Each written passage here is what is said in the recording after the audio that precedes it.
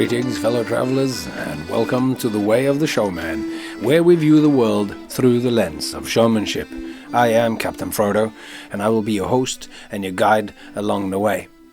And looking at the world through the lens of showmanship, it just means that if you take what you do and you're a showman and you're a performer, and I just apologize for the gendered nature of that word, but it fits my thinking so well, and it evolved out of me actually just thinking about it as myself and relating to myself. But now I see that. So, and just want to remind everyone that even though I am saying man, show man in here, I'm thinking of it in the archaic kind of use of the word as man, when that used to mean mankind and all of that. And I do frequently throughout the thing say show folk instead of show man, and I say performers or whatever. But I have a love-hate relationship with it, because the words, and I passed this asunder and into detail in our second season, so you can go back there and hear all about it. But it just means to view the world through the lens of showmanship. It means taking what we do so seriously that we can use it to understand the rest of the world. And at the moment, we are deep into, in fact, we're 21 episodes. This is the 21st episode where we talk about play. And as we talk about the nature of play and its relations to showmanship, I hope that your relationship to showmanship is deepening, and that it sparks off ideas, and that it sparks off thoughts that showmanship as a way in life can absolutely be a foundation for a philosophy and a valid way for being in the world. So, last episode we talked about adults who play for a living and what that actually meant. One of the key things that we talked about last time was the corrupting power of money and the corrupting power of power, and the antidote to that was brought to us by Alan Watts, the Zen master, jester, crazy, wise character, Alan Watts, and his from a talk where he talks about what would you do if money was no object. And that should be a topic for contemplation for anyone who does any kind of meditation or contemplative reading or thinking. You should be thinking about that. What would you do if money was no object? What is actually your true will? We spoke briefly about that. We mentioned Aleister Crowley, and we talked in all sorts of ways around and about these things, and made an argument for why the kid actually is the man. And then we decided, we didn't actually decide, we started look into the very first kind of introduction to the idea of who decides what's serious. So that's where we left it last time. I did a bunch of talking about explorers and all that, and how money always seemed to annoy me when it got introduced in these books, that it was so boring.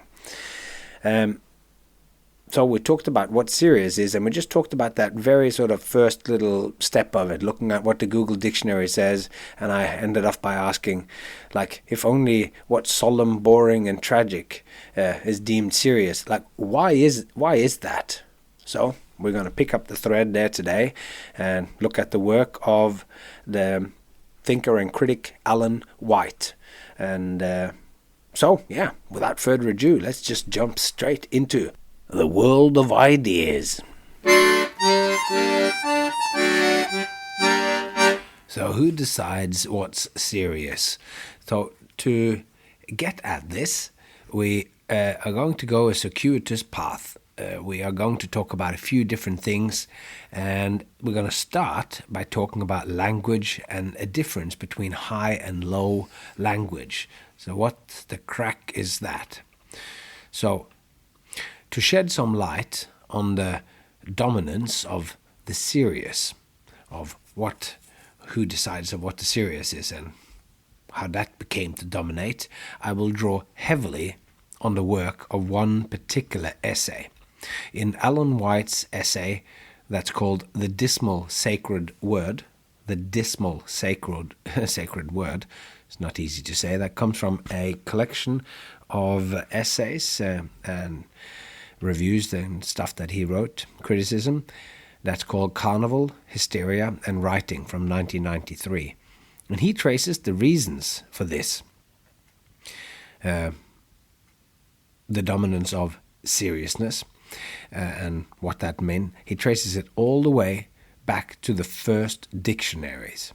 So the very first dictionary of the English language is Robert Corddry's A Table Alphabetical from 1604, which expresses its purpose to be the elevation and edification of women and other unsophisticated unfortunates.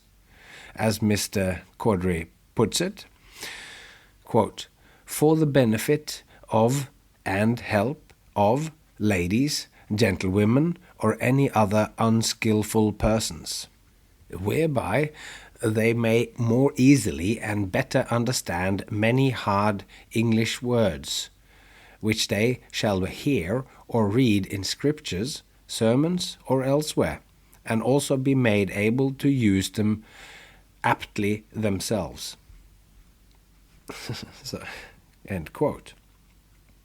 So yeah, the purpose is to allow the unskilled access to the serious and important matters discussed in sermons or in the conversations of gentlemen. So you can see it's already off to a great start here, this origin of the serious. So in and of itself, this edification of the unskillful is perhaps a noble pursuit, even if its language is expressing a certain lack of decorum expected of a gentleman writer today. Now, a list of words that will allow people to get a better understanding of language surely is innocent enough. Or is it? As it turns out, Alan White does not think so. It is already implicit in the first dictionary's creation that there is a higher language, which the lower classes can only aspire to. This higher and harder language is more serious than common language. This is, per definition, the language used when talking about important matters, and to ram this point home, White cites a lineage of dictionaries of slang and the vulgar languages of vagabonds, thieves, and common people, used when they buy and sell their wares. So the first of these slang dictionaries, as we might call it today, of cant, or slang, was published in 1567. So cant is a term that sort of means slang. I hadn't heard it before I read it in this essay, but so the first of these was published in 1567. So it was actually published then before the Mr. Corddry's excellent list of, or a table alphabetical. But be that as it may, about 100 years later, of this dictionary of cant and slang that was published in 1567, 100 years later, another writer of a cant or slang dictionary called Elisha Coles described the aim and value of his list book as, quote, it may chance to save your throat from being cut, or at least your pocket from being picked. So there you go. And there you have it. Best learn this low language, because those who speak like this are murderers and thieves. It's pretty straightforward. The reason to learn the low language was to better protect yourself from the beastly behaviors of the vulgar vagabonds, not to be able to learn the hard words of the common people and thereby get the experience the world as they see it, or learn what's in their heart. Since whatever it is, whatever is want to be found there in their hearts, you don't want to. It's trivial and of little value. So the reason why you learn a low language is, of course, just to stay safe and not be killed or have your pocket picked, whilst to learn the high language and the hard words is to get at the heart of existence and get to understand the serious matters.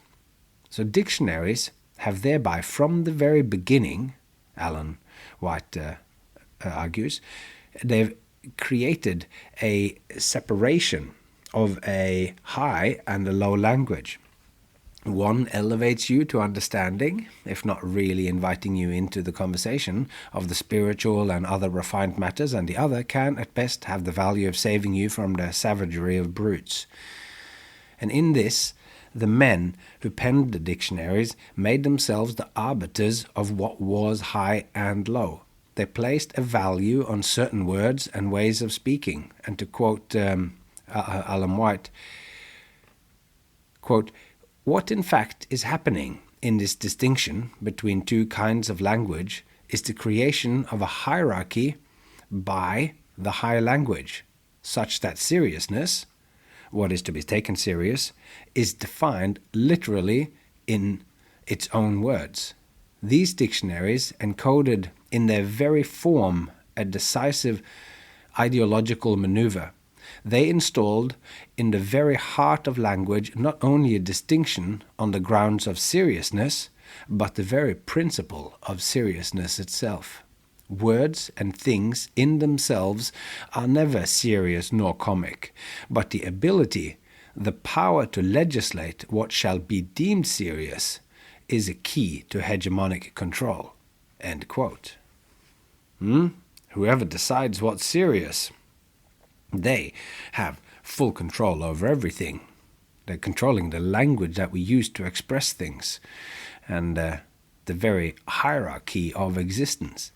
So the guys who wrote the books, these dictionaries that we talked about, the Cant Slang Dictionary and the List Alphabetical, they used, even the guy who wrote the slang one said used high language to define what was valuable or serious, thus important. And they basically codified the distinction and the hierarchical polarization of high and low or serious and comic. The books on non-standard English suggested a further use for the book, which is that writers can use these words to create characters who could provide, quote, light relief in drama, poetry, and fiction, end quote. The slang or cant dictionaries contains the particular language of the silly, unimportant, not serious, and frivolous. The project of mapping language in dictionaries began a process not just dictating what's important, but that common language could not express anything serious or important at all. What's worth serious attention are the things expressed in the high language, per definition. And Democracy 101 says that we should never have the lawgiver, those who makes the rules, be the one who enforces them, whilst as we see when it comes to language, these were one and the same. White calls this the social reproduction of seriousness. He talks about that quite a bit. The social reproduction of seriousness, how seriousness is socially reproduced. I just said that in another way to try to clarify it, but didn't really add anything. Anyway, where any given culture guides its members towards what it has deemed to be serious and thus important. How about that? Better. So, now let's look at schools and this social reproduction of seriousness. Takes a little bit to get your head around that idea, but it's basically about how society will just reproduce and slowly change or whatever they think is serious. So serious is just a word or a category, but there is a social construction of what gets put in the category of seriousness. So the dictionaries are just one example of how a select group of people within a society amplifies and codifies certain ideas. And we know from indigenous people and hunter-gatherer bands that the way we have hierarchically structured what's important is not the only way to see the world, nor is it the best way. necessarily. We, in the so-called Western world, have had this structure of high and low imprinted on us from a long history of haves and have-nots.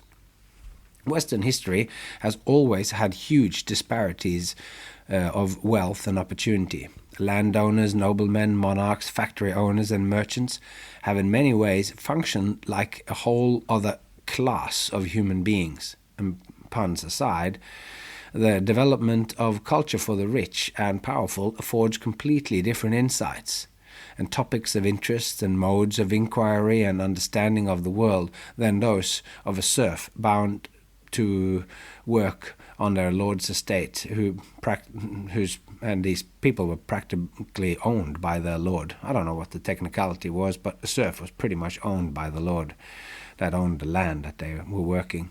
So it's then not strange that what's deemed high culture, high language, thus serious and important, are the concerns and affairs of the rich and powerful, and that these things, almost per definition, would lie beyond the interest or even the ability of comprehension for the general population. One way that this was done was through the use of hard words and difficult language. I just add here that whenever I say hard, I'm using the original spelling from this book, which is H-A-R-D-E, hard words.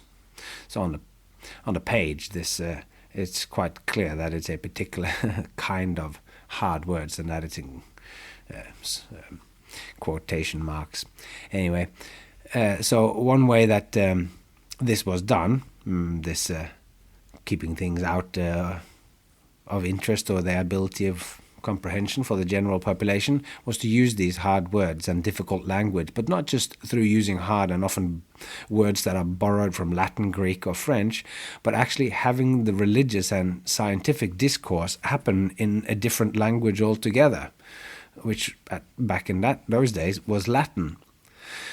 And another powerful influence on people was religion. And this part that I'm going into now, we're sort of swapping with the main source having been Alan White's the Dismal Sacred Word, to now being Peter Gray's book Free to Learn, which we've talked about before. And this is the chapter Free to Learn. That's called Why Schools Are What They Are. Why Schools Are What They Are, from Peter Gray's Free to Learn. Now, through the Middle Ages, it was Catholicism that reigned supreme in Western Europe, and they preached a clear structure of authority from God to Pope to bishops and then priests to commoners and peasants at the very bottom, and a system remarkably similar to the feudal system. The church did their ceremonies and sermons in Latin, and to be able to learn Latin you would have to be accepted into the church's universities. These institutions were not about the free inquiry of its students, but rather about making sure that those who now could read scripture and understand what the priests said were well on board with how to interpret what they read and heard in the right way. For the Catholics, the way to understand the Bible was dictated by the church. The Bible was pretty much the key thing that people were reading. I mean, they were reading a little bit of... Who were they reading? Maybe Thomas Aquinas and whatever. These early universities were all about guiding the students towards the right doctrine. Now, things changed quite a bit in Europe with the coming of the Protestantism. Martin Luther and John Calvin and others started the Reformation of religion, and for us, the key difference was that each Christian now had a personal relationship directly with God, mediated by the word as it was written in the Bible. Each person was responsible for interpreting God's word, and this was hard work, and nigh on impossible as long as the word of God was only available in a different, hard language. So, already in 1534, before both of those books that we named by age, the List Alphabetical and the slang dictionary that would save your life or save your throat from being cut. So in 1534, Martin Luther translated what became known as the Luther Bible, not from Latin, but from the original Hebrew and Greek. So once the Bible existed in a language that people could understand, then the next hurdle was that they needed to be able to read it. People needed to learn how to read. Luther was well aware of this, and soon there were schools popping up left, right, and center to promote the Protestant Reformation's take on Christianity. The structure and form of these schools necessarily reflected the Protestant work ethic. People were themselves responsible for getting into a right relationship to God, which meant that they were themselves responsible for their own success or failure and their own salvation or damnation. To achieve this, they themselves needed to work hard. Life as serious for rich and poor alike, and they all needed to apply themselves, and the work was never done. It comes as no surprise that the learning offered in these schools were about as far from play as you can imagine. John Wesley, who lived from 1703 to 1791, confirmed this in no uncertain terms in his rules for the Wesleyan schools. Quote, "As we have no play days, so neither do we allow any time for play on any day. For he that plays as a child will play as a man." End quote. So there you have it. Lessons were mainly rote memorization and were, I would imagine, almost deliberately boring, taxing, and tedious for the children, as working hard was seen as a virtue. So by making sure there was no enjoyment involved, you benefited double. You learned scripture, and it was hard, which was good for you. To make this happen, corporal punishment was administered, often vigorously. The school, as we know it, was heavily influenced by the particular kind of system that was set up by the German theologian, pietist, and pedagogue August Hermann Frank. He lived from 1663 to 1727, and he created a standard curriculum. So there you go, that's an interesting development. And he required teachers to go through a certain training so as to teach in a uniform manner. And he introduced the concept of time. Every classroom became equipped with an hourglass, and from then on, the learning was dictated by time. He also changed the rules on corporal punishment so that a child was no longer supposed to be beaten with rod, cane, ruler, or blows with the hand, blows to the head, blows to the mouth for mistakes in reciting their lessons, but they could be beaten with all these things for misbehavior. But you couldn't be beaten. So they were still going to be beaten, but the reasons for the beatings had changed. And I guess for the times back then, I guess that was an improvement. You gotta take what you can when you get it, I guess. So this make it seems like as if Mr. Frank was on the right track, but he did also believe that the most important task for the school was to curb the will of the child and make them obedient. Quote, "The formation of the child's character involves the will as well as the understanding. Above all, it is necessary to break the natural willfulness of the child, while the schoolmaster, who seeks to make the child more learned, is to be commended for cultivating the child's understanding, but he has not done enough. He has forgotten his most important task, namely that of making the will obedient." End quote.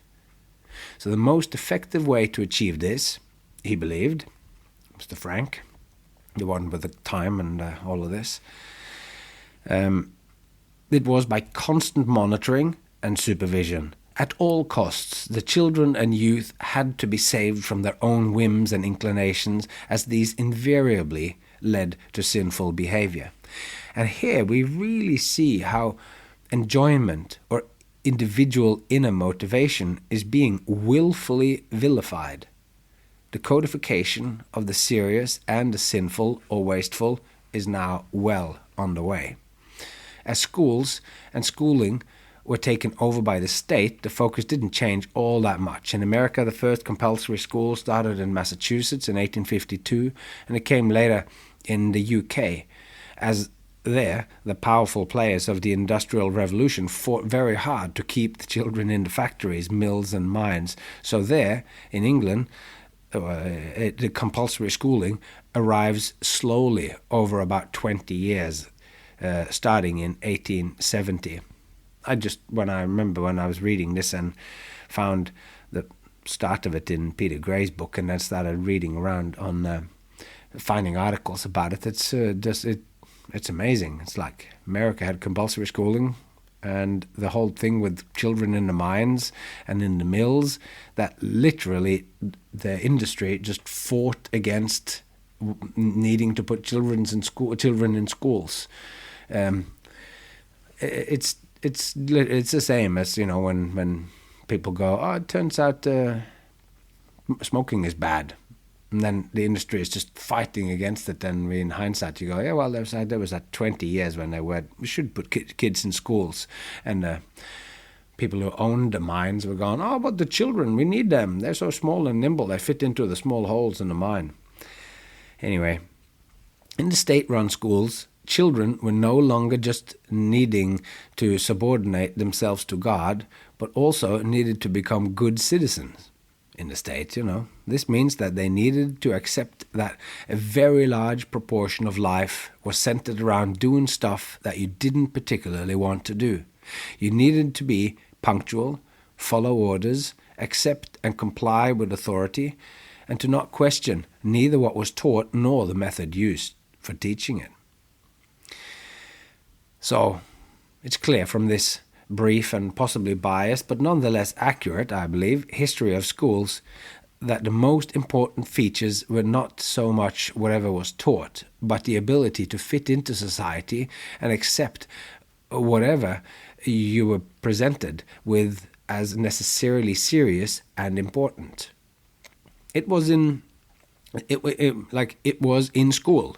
So whatever it was that was being taught, it was in school, so it was, per definition, serious. And this is where I return to the work of Alan White in his Dismal Sacred Word essay. I don't know if I start talking about that later, of where I found that and that story, but I mentioned it at the end of last episode. But anyway, Alan White points out wonderfully how the separation between what's unimportant distraction and what's deemed to be unimportant distraction and what's serious and important is imprinted on kids by the very architecture of the experience. We've talked about this many episodes ago. I mentioned it a little bit, where he says the important activities, which is the learning and the curriculum decided by church or state, that is what happens inside the classroom, whilst the unimportant, the blowing off steam stuff, happens outdoors. This separation of inside and outside is fundamental in the social reproduction of seriousness. A huge effort is mounted by teachers and assistants in keeping the playground behavior out of the classrooms. In Norway, we have the concept of an inside voice. Like, if any kid is loud, cheering with excitement in the classroom or in any other room for that matter, an adult might say, "Remember to use your inside voice." And just like that, all the fun and enthusiasm is drained out of the situation. And play belongs outside, if it belongs anywhere at all. And if John Wesley had his way, then there would be, quote, "no play on any day," end quote. But as it is, play is allowed, but only for short intervals in between the important stuff that happens in the classroom. It is baked into every aspect of schooling that what happens inside the classroom is important and what happens outside is unimportant. The serious business happens inside, and what happens outside is not serious. As Alan White puts it, the serious act of growing up and acquiring knowledge begins by inculcating the child with the primary law of double exclusion. Where knowledge is, play is not. Where play is, knowledge is not. And we have in schools the exact same process of the institution itself, deciding what is serious and thus worthy of careful consideration, as we saw in those early dictionaries, which is why Mr. White starts with talking about dictionary first. And he says, it is not just that children are socialized into accepting the difference between work and play. It is in the daily reproduction of the playground classroom division that the category of serious knowledge is actually it's self-produced as a social practice, an institutional norm, and a ruling idea. So that's this kind of the social reproduction of seriousness. It's that what is being taught inside and the whole system around it just makes us accept that what's going on in there is serious. The issues that are being talked about, like the fact that we talk about Napoleon but not somebody else who lived in that time, and that somehow then is history is more serious than art history or whatever. So for us, who have now looked in detail at all the benefits of play, we see that the claim that play is not serious and not valuable is demonstrably false. There's a huge amount of learning that happens in the playground. Some, like Peter Gray, argues that what's learned there in the playgrounds is in fact the most important learning that happens in a school. There are songs, secrets, jokes, games, riddles, physical skills, social skills, and even academic skills that are shared and learned in the schoolyard in every recess. All these elements are deliberately and at a great effort kept outside the classrooms. Outside and unsupervised, to the extent that even recess is unsupervised these days, the children finally get to work, because play is the child's work. They get to work through the most fundamental form of learning, play. Finally, a stolen moment for them to do their work. As we've seen, it makes a whole lot of sense to equate play with learning. And I have already argued that play is the child's work, thus important for them. So why is it then being kept out of the classroom? And I don't advocate games and play to be brought into the classroom to replace what's going on there, as this would kind of defeat the purpose. A big part of why play is deemed unimportant is the fundamental misapplication of importance to what society has deemed to be important. I understand what they mean when they talk about seriousness, and I agree that this is a certain kind of knowledge and that it has great value, and what I'm having a problem with is how it is equated with importance, because there is no intrinsic link between seriousness and importance. There is no intrinsic link between seriousness and importance. What happens inside a classroom, I can see why they call that serious, but why that is important and why the play that's going on outside, or the play that I do, or why that is not important, that bit is what I'm questioning. All that's deemed not serious, like dancing and painting and role-playing and running in the forest and organizing informal football matches, selecting teams and deciding on rules to make the game fun for the little ones and handicap the stronger players to make the game more fun, playing hide and seek and so forth, it all teaches immensely important lessons that will go on to define each individual child to a much greater degree than the trigonometry or the European history taught inside the classroom. And we know this from studies. There is science to back this up, but it's very hard, and it takes a long time to turn people's conceptions around of what's important. It just made me think now that one of the things that I mentioned it earlier, many episodes ago, that my daughter is bilingual and that was my responsibility to teach her Norwegian, me being Norwegian and all. And that we spoke to this nurse, and she sort of said, you have to force her to speak Norwegian, because my daughter would understand Norwegian but would answer in English. It's an easier option to just answer in one language, because it's clear that I understand it, because I understood when my wife spoke to me. So my daughter put two and two together, and And then another thing that the nurse said, child maternal nurse, she said that the kids will adapt their accents and they will take their speaking patterns and the language more readily from their peers. They are more influenced by their peers than their parents. So I just thought of that here now, because that's another sort of thing, that the language that they learn. A kid that grows up might speak completely without an accent, whilst the immigrants, such as myself, when I'm in Australia, even though don't. Yeah, that my daughter speaks English or Australian English without an accent, and she speaks Norwegian completely without an accent. She takes it from me, but she also adapts it to the people around her, and she tweaks her dialect. The dialect changed when we moved here. So there you go. People pick up a lot more, which is why it's so important that, or why parents try to control. So I can't remember who was that said that. It's like, if you take the average of the people that you hang out with, that's sort of that's the place where you will end up, in a sense. That's why it's good to have good people around you. But anyway, that was a digression. Let's take the fight to be serious. So each branch of art,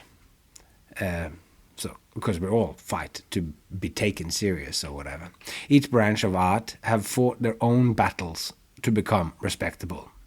And be recognized as serious art, because we all want to be, we all want to be in the serious category. So how hard it was for the Impressionists to break free from the French Academy of Fine Art. The Academy was a national institution that oversaw the training of artists as well as the artistic standards for France. It controlled what French artists studied, what French art could look like, and who could be entrusted with such a noble responsibility as being an artist. So they organized the only serious, thus important, exhibition in France. If you were not accepted by this state-sponsored exhibition, which they called the Salon, if you didn't get chosen by the jury, which of course were steeped in the teachings and trappings of what the Academy deemed serious, proper art, you could not build a reputation as a serious artist, which again meant that you couldn't make a living. So in today's art world, where anything goes, as long as a gallery or an artist can sell it, or even if it can't be sold, it's hard to get one's head around just how powerful this French Academy of Art was. Only it decided what was serious art. It took the concerted effort of Auguste Renoir, Claude Monet, Edouard Degas, and many others who pooled their money and hired a studio where they presented their own exhibition to begin to break this systemic hierarchy. And the whole idea of an independent exhibition salon was scandalous at the time. An independent exhibition? What are you talking about? This is crazy. So today, when we look at Monet's water lilies, we rarely think about how hard he fought to be taken seriously. Despite his tenacity, Monet didn't ever get accepted by the French society, and he could barely sustain himself by selling his paintings. And nowadays, you can't get a Monet painting for under $2 million, and his major works go for more than $100 million. So for us circus performers, magicians, and showfolk, we fight. And our fight continues to this day.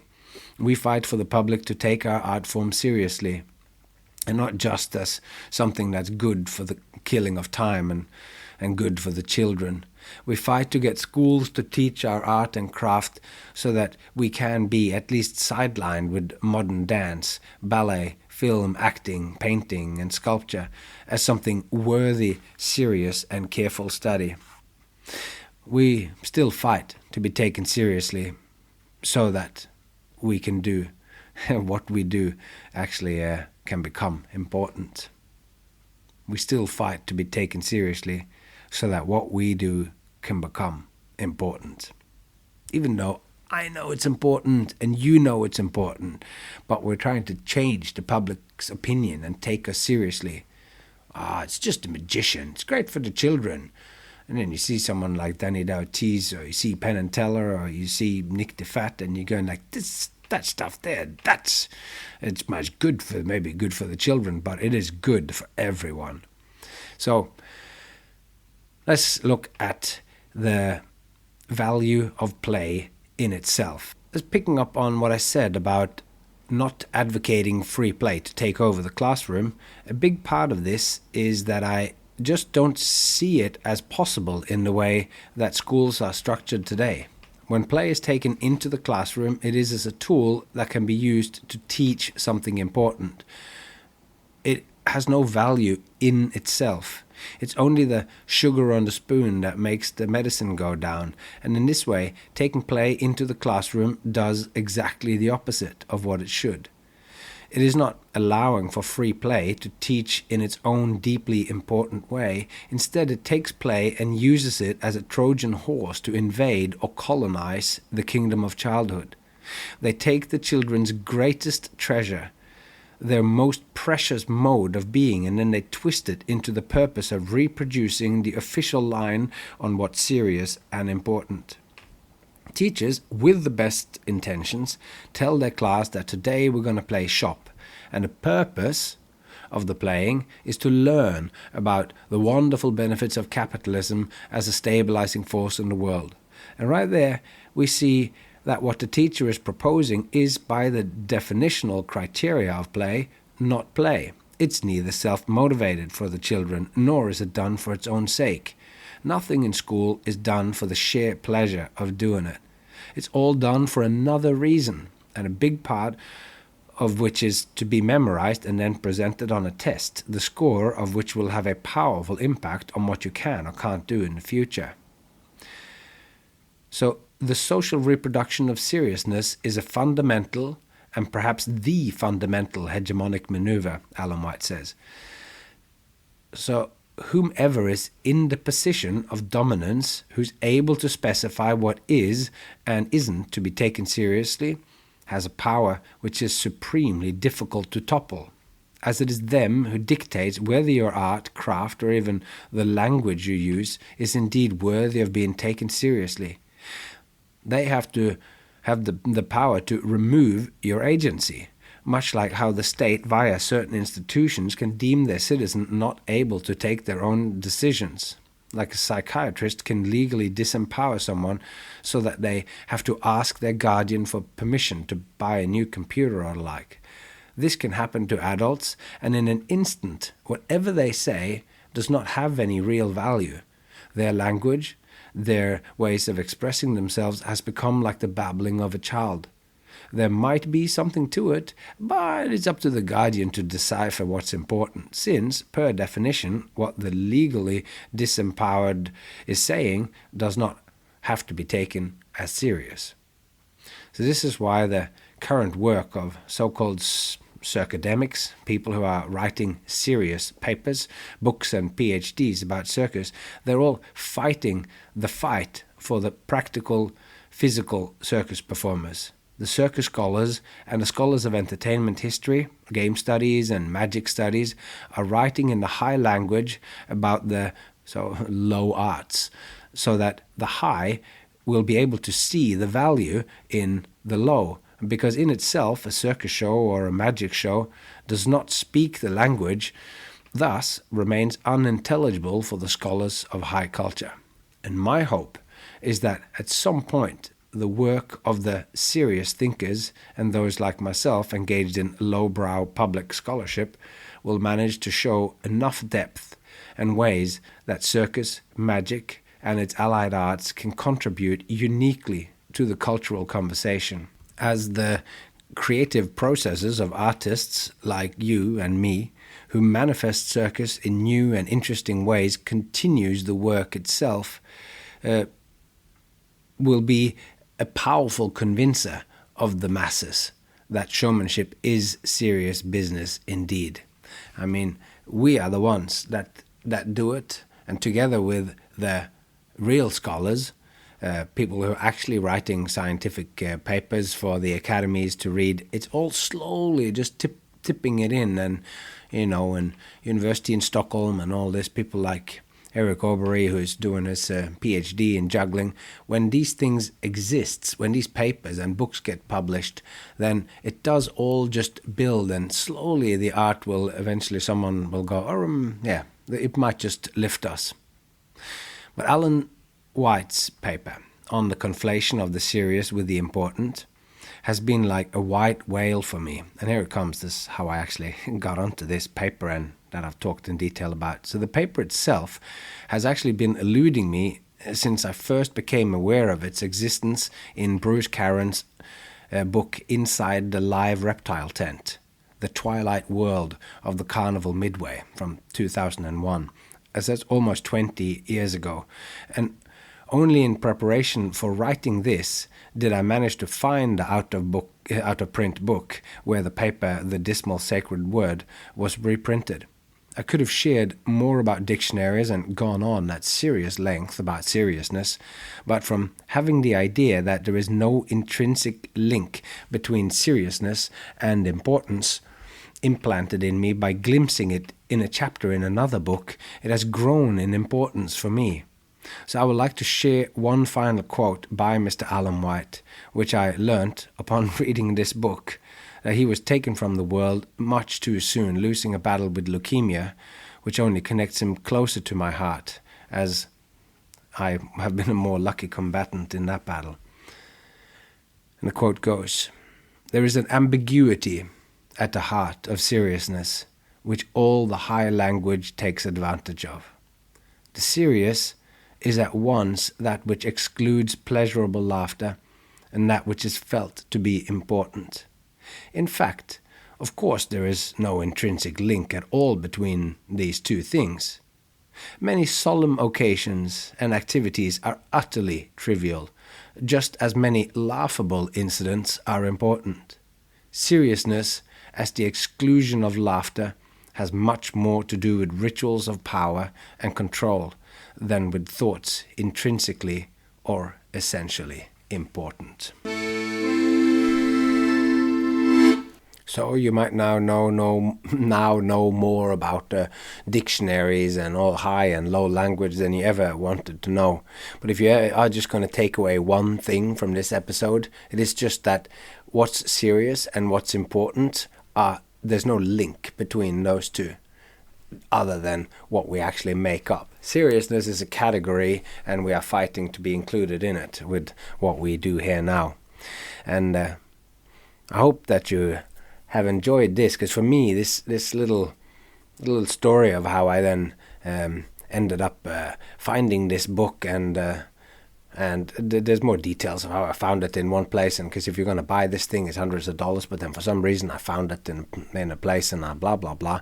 And then I read it, and when I first started reading the thing, and it was only talking about dictionaries, I went, not only is this a white whale, it's like when I get it, it's just all puffed up air or so, but then it started to swap into this language of schools, and the inside and the outside and all that, and I felt like, it was all worth it. And I was reading this when I mentioned before that when the Happy Side Show is making a show with Derek Ives. Actually, with that show never actually happened, but we were doing a creative development or so, and I was reading it and finding the language of Bruce Caron there in that book just to be wonderful. But there was this one phrase there, that there's no intrinsic link between seriousness and importance, that's just been mulling over in my head.